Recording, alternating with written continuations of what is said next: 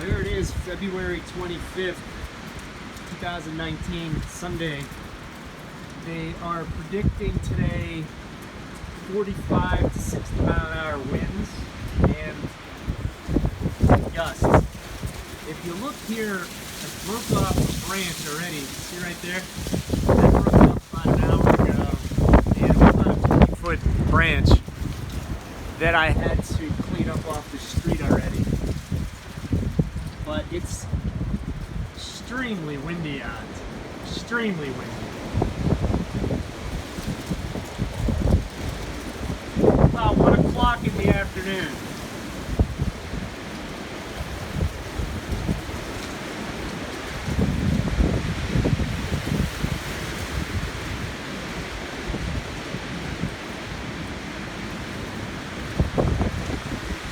Tops of those pine trees hardly ever bend like that.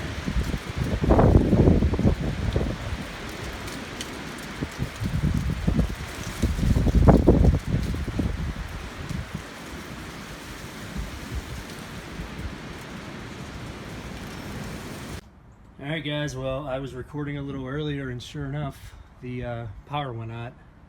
So the power went out about an hour ago, and what I'm gonna do, instead of using my bigger Onan, because it's, I don't know, I guess it's maybe 35, 38 degrees outside today. It's not in the summertime, so we're not gonna need central air. So my furnace only uses about 500 watts, give or take. As you can see, I'm in the garage right now. Absolutely no power. So it's hard to see.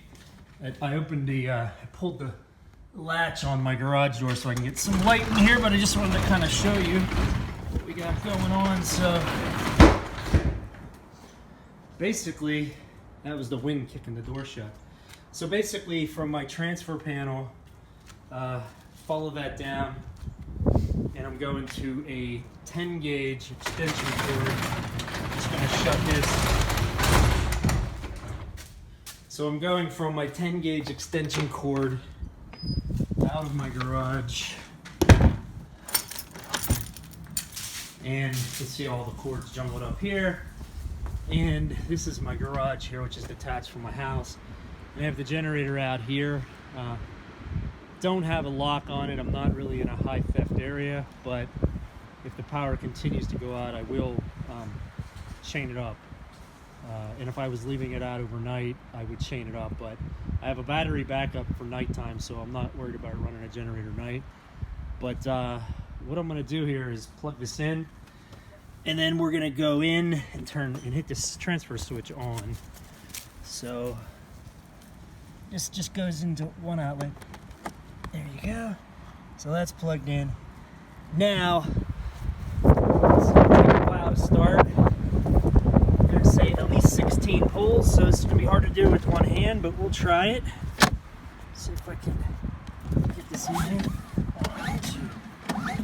The reason why it takes so long, quick, is because I always drain the fuel out, so the carburetor doesn't gum up. Now I haven't had this running in a few months, so it started up quite easily, which is good. So I'm going to turn the choke off.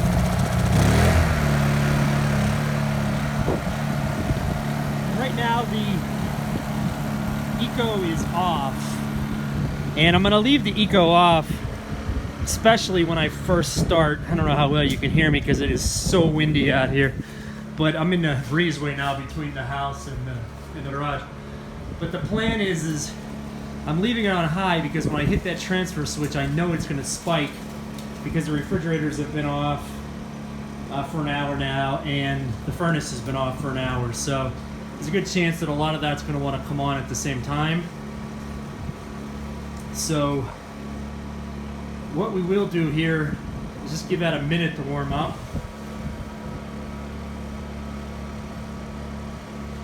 Now I just filled it up with fuel, so it's got a gallon of fuel in, and that gallon, depending on the use, will last anywhere between, I guess, 3 and 8 hours. Obviously, if I don't use much electricity, it'll run more towards the 8-hour mark. And then what we're gonna do is turn the eco on once everything settles down.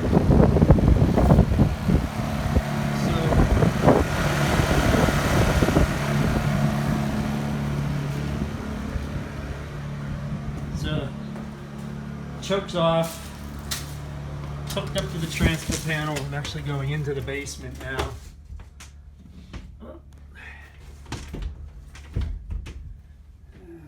I'll just try our best to get through here.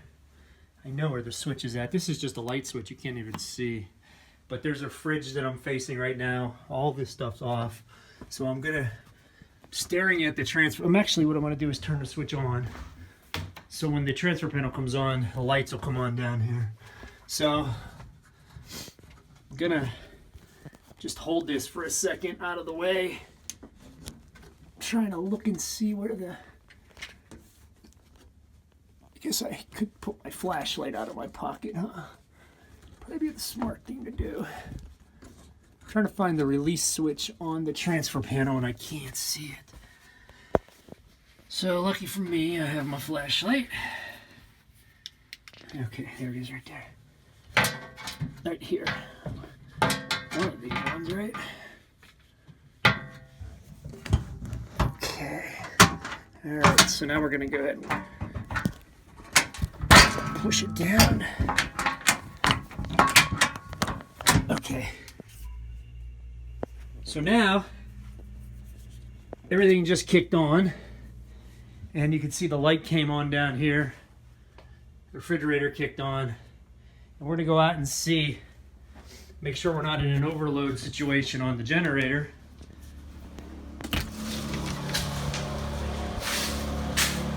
I don't think we will be, but you never know.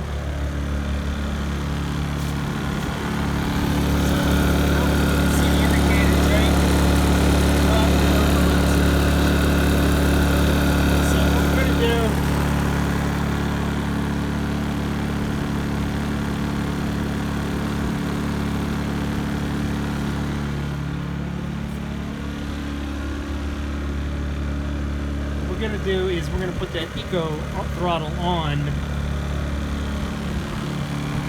sounds like it's on, but here, flip the switch. So now what the generator will do is idle down and only use the gas that it needs to use while it's running.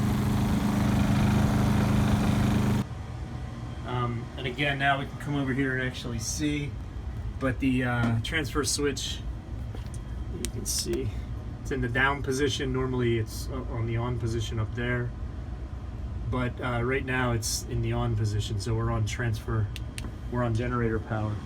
So I'm just going to shut the light out down here, and we're just going to go upstairs and just try to only put on the appliances that we need on. Just more video. Again, it's quarter after 4. I don't know how well that's coming out in the camera, but my lord, is it windy out here.